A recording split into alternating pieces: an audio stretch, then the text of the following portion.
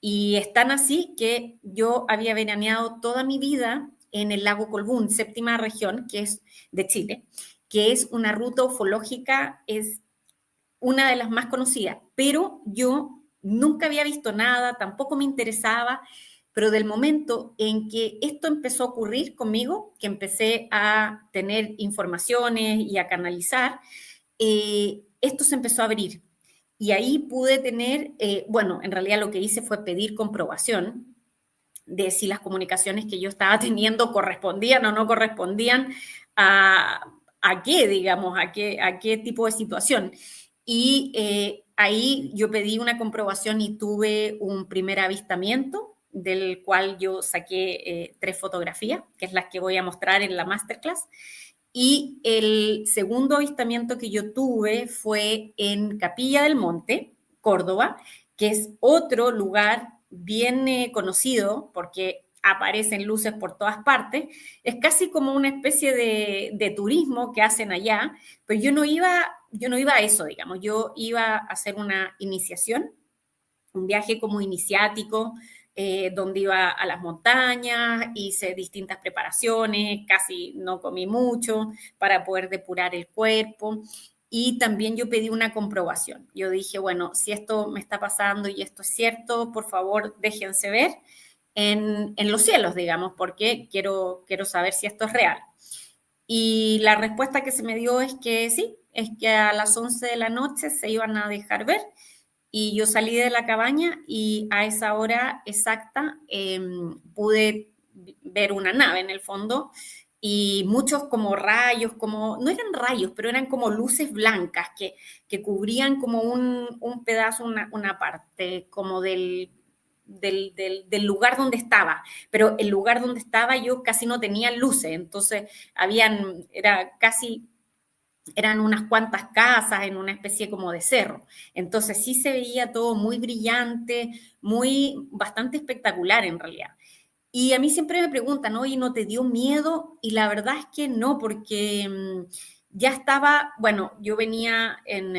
canalizando a estos seres desde hace un año y medio. Entonces, la verdad es que ya a esas alturas yo lo que quería saber era si esto era real, más que si me daba miedo o no. Y al poder tener esa comprobación, eso me tranquilizó bastante y yo ahí pude, en el fondo, seguir con esto. Porque en un minuto pensé dejar todo esto, dejar las comunicaciones y dejar de enseñar, que es lo que estoy haciendo ahora.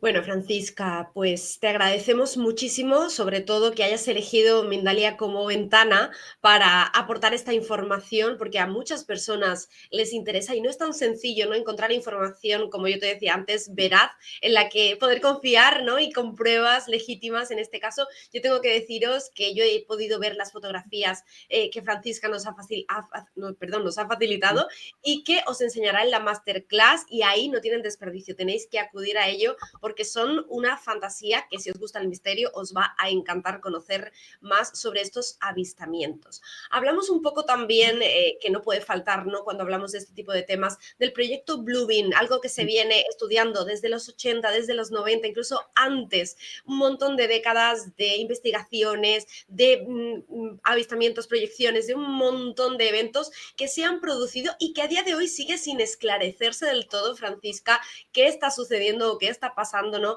al respecto de si existe de verdad ese posible control por la parte política, social, económica hacia la población, y qué podemos esperar si en algún caso esto sucediese.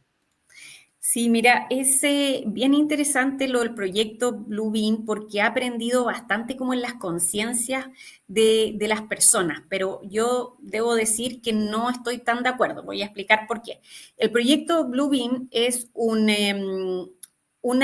teoría, en el fondo, de conspiración que la creó Sergei Monast en los años 90. Él era un periodista, creo que canadiense, que él diseñó esta teoría diciendo que los gobiernos de las potencias más importantes del mundo, es decir, siempre Estados Unidos, digamos, iban a crear una especie de holograma con un ataque alienígena falso para poder así controlar más a la población y tener un solo gobierno mundial, y que le llaman el nuevo orden mundial. Bueno, a mí esto me suena un poco disparatado, pero después de la pandemia, esto prendió muchísimo, porque, bueno, vimos que nos cambió la vida completamente la pandemia, entonces, y que nos controlaban con, bueno, las vacunas, que nos controlaban, acuérdense, tenía uno que tener, por lo menos en Chile, un carnet de vacuna y si no, no podía entrar a ningún lugar. Entonces, esta teoría de Blue Beam, que en el fondo significa rayo azul, prendió muchísimo, pero yo sigo con mi experiencia personal, que es, si todos los seres de otros mundos fuesen seres, digamos, que tienen un interés por la Tierra,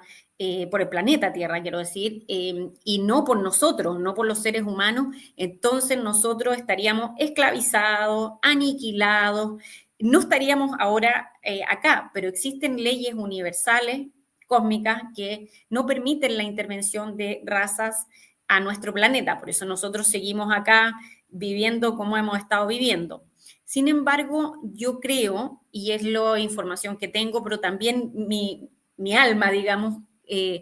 siente que a partir del 2025, es decir, el año en que estamos ahora, y de aquí a 5 años más, o no tanto tiempo más, van a empezar a haber contactos más abiertos. Eso no quiere decir que va a haber una nave sobre la ciudad de Santiago, por ejemplo, sino que en algunos espacios más alejados, con pequeños grupos que ya estén más preparados, eso va a empezar a darse con mayor frecuencia. En el fondo es empezar a prepararnos para eventualmente entrar en la comunidad de planetas que están, que tienen conciencia, digamos, de la existencia de los demás. Nosotros, como estamos mucho menos evolucionados y no tenemos esa tecnología, no podemos viajar a otros planetas, por eso nos sentimos tan aislados y completamente como fuera de esta gran galaxia. Nuestro universo se llama Nevadón, es nuestro universo local, y hay muchos planetas con vida, pero claro, en el fondo como nosotros estamos aquí y no podemos salir a otro lugar, todas estas cosas parecen de ciencia ficción, pero no lo son y cada vez vamos a ir teniendo más pruebas que nos digan, sobre todo a la gente que no cree, que la vida extraterrestre es realmente una realidad y existe, digamos.